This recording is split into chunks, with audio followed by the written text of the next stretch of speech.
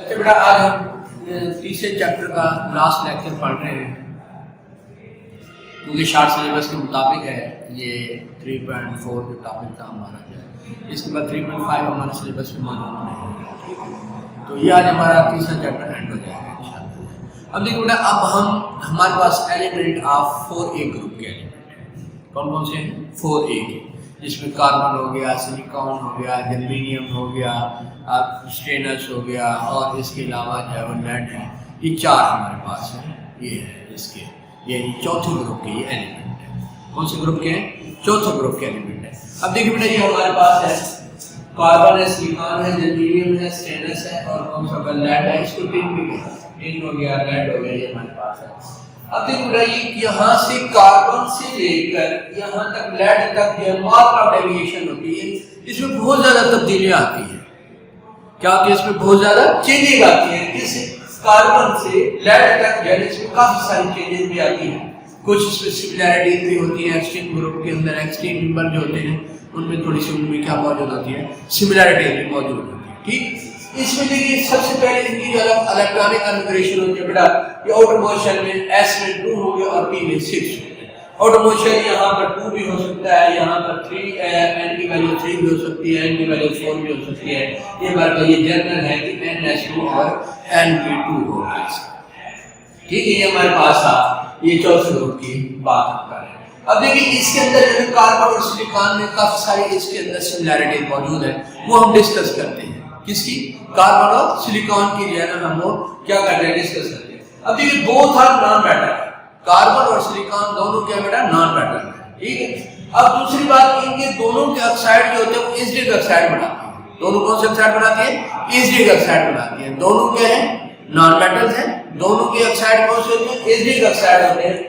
दोनों कार्बन और silicon covalent bond बनाते हैं। आपको पता है आउटर मोशन में 4 इलेक्ट्रॉन है, तो इनकी शेयरिंग भी होगी ना। ये शेयरिंग होगी तो कोवलेंट बॉन्ड बनेगा। ये कोवलेंट बॉन्ड बनाती है। इस तरह दोनों जो है वो हाइड्रोजन के साथ रिएक्ट करेंगे तो हाइड्राइड बनाएंगे, क्लोरीन के साथ रिएक्ट करेंगे तो क्लोराइड बनाएंगे। कौन सी?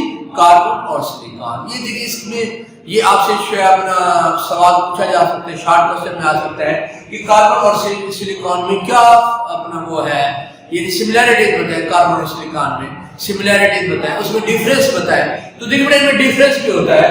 कार्बन आपको पता है लॉन्ग चेन बनाते हैं। कार्बन में आपने देखा होगा डायमंड में, बाकी चीजों के अंदर ग्रेफाइट में कार्बन लॉन्ग चेन बनती है। हाँ, अलबत्ता जो सिलिकॉन है वो भी लॉन्ग चेन बनाता है, लेकिन अल्टरनेटिव होती है। देखिए, सिलिकॉन और साथ ऑक्सीजन आ जाएगा, सिलिकॉन और क्या ऑक्सीजन आ जाएगा, सिलिकॉन और ऑक्सीजन आ जाएगा। ये अल्टरनेटिव मैनर में बनाती है। ये इनका कौन सा था? इनकी सिमिलैरिटी में कौन सी है? बोथ कौन से बेटा? नॉन मेटल है। बोथ दोनों के ऑक्साइड कौन से हैं? एसिडिक ऑक्साइड है।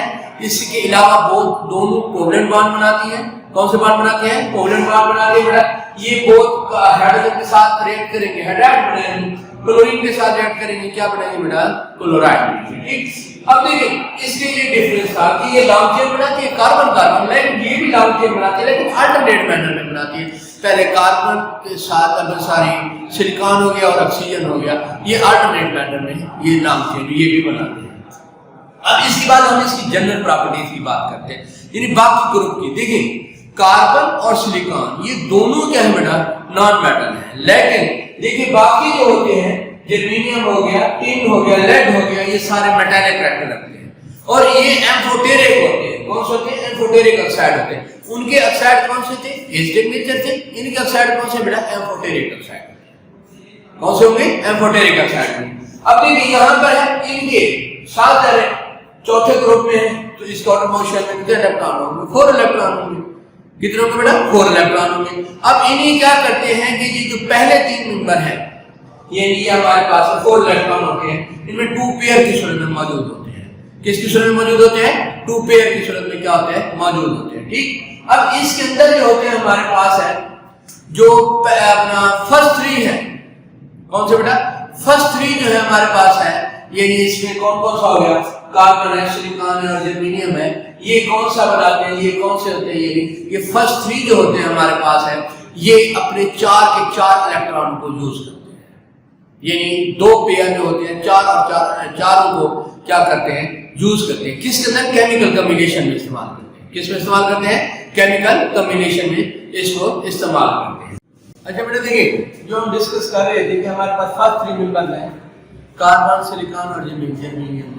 ये क्या करते हैं, अपने 4 जो है ना, चारों के चौथा ग्रुप है ऑटोमोशन में, चारों को केमिकल कॉम्बिनेशन में क्या करते हैं, इस्तेमाल करते हैं, चारों के चारों। ठीक, लेकिन ये क्या होगा, इसके अंदर जो है लेड हो गया और टिन हो गया, या तो 4 इलेक्ट्रॉनों को इस्तेमाल करते हैं, दोनों पेयर को इस्तेमाल करते हैं, या एक पेयर को इस्तेमाल करते हैं, या क्या करते हैं, एक पेयर को इस्तेमाल। जो पेयर ये इस्तेमाल नहीं करते, क्या होता है बेटा, जो पेयर ये इस्तेमाल नहीं करते, ये अगर एक पेयर इस्तेमाल करते हैं दूसरा इस्तेमाल नहीं करते, वो केमिकल कॉम्बिनेशन में दूसरा पेयर इस्तेमाल नहीं होता, तो सब इनर्ट पेयर कहते हैं। इनर्ट याद होगा, इनर्ट गैस में से नो, जो किसी के साथ रिएक्शन में हिस्सा नहीं लेता, यानी वो सब क्या कहते हैं, इनर्ट पेयर। लेकिन अगर वन पेयर जो यूज नहीं होता, क्या होता है, जो बेटा यूज नहीं होता किसमें, केमिकल कॉम्बिनेशन में, तो सब इनर्ट पेयर कहते हैं। क्या कहते हैं, इनर्ट पेयर। इसके बाद उसका होता है इलेक्ट्रोपॉजिटिव करैक्टर जो होता है, इनका इलेक्ट्रोपॉजिटिव करैक्टर इंक्रीज होता है फ्रॉम कहां से, कार्बन से किसकी तरफ, लेड सिग्नलिंग की तरफ इनका इलेक्ट्रोपॉजिटिव करैक्टर क्या होता है, इंक्रीज होता है। बात समझ आ गई, ये हमारे पास आ गया। अब देखिए, जब इलेक्ट्रोपॉजिटिव करैक्टर इंक्रीज होता है तो इसकी मेटालिक खसूसियात भी क्या होती है, इंक्रीज होती है। यानी कार्बन कम मेटालिक खसूसियात रखती है, लेड ज्यादा मेटालिक खसूसियात रखता है। बात समझ आ गई, यानी इसी तरह उसकी मेटालिक करैक्टर भी इंक्रीज होती है। अब इसके बाद जनरल प्रॉपर्टीज है, ये हमारे पास है कि चारों की ये 4 है, उसकी वैलेंसी भी 4 होती है, इसलिए ये हाइड्रोजन के साथ करेंगे, हाइड्राइड बनेंगे, टेट्राक्लोराइड बनेंगे, ऑक्साइड बनेंगे। यानी ये अपना चारों की वैलेंसी नंबर 2 पे हाइड्राइड भी बनाते हैं, नंबर 3 पे क्लोराइड भी बनाते हैं, नंबर 4 पे क्या होता है, ऑक्साइड भी, ये सारे बनाते हैं। ठीक, अब इसकी हम अक्रेंस की बात करते हैं, किसकी बात करते हैं, अक्रेंस की बात करते हैं।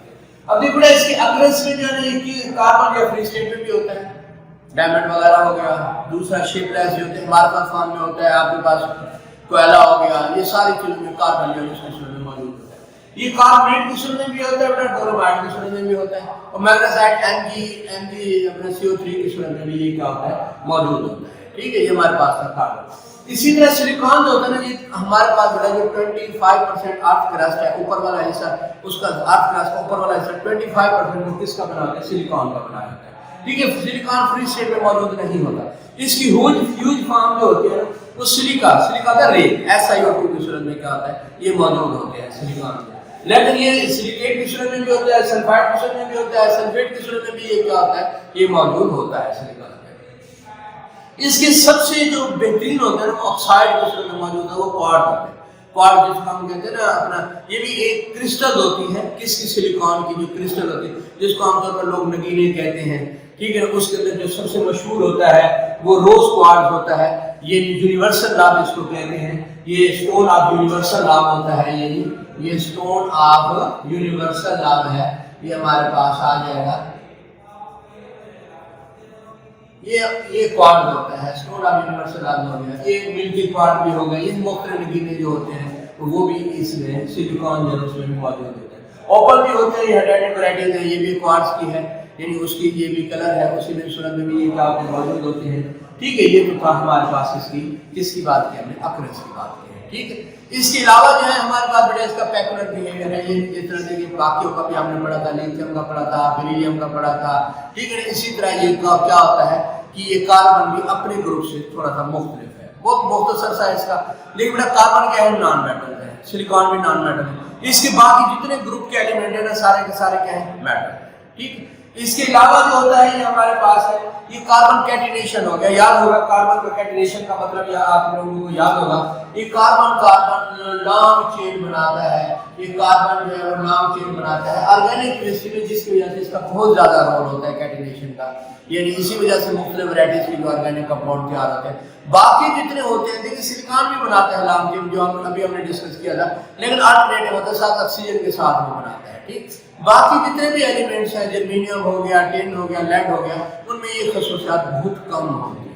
ठीक है, यानी ये इसकी 2 खसूसियात हैं, बहुत मुख्तसर सा था, ये अक्सर 60% में आता है, पेकुलर बिहेवियर ऑफ कार्बन होगा बेटा। ये हमारे पास तीसरा चैप्टर बेटा एंड को पहुंचा है, इंशाल्लाह हम नेक्स्ट जो है अगला चौथा चैप्टर शुरू करेंगे। अल्लाह हाफ़िज़।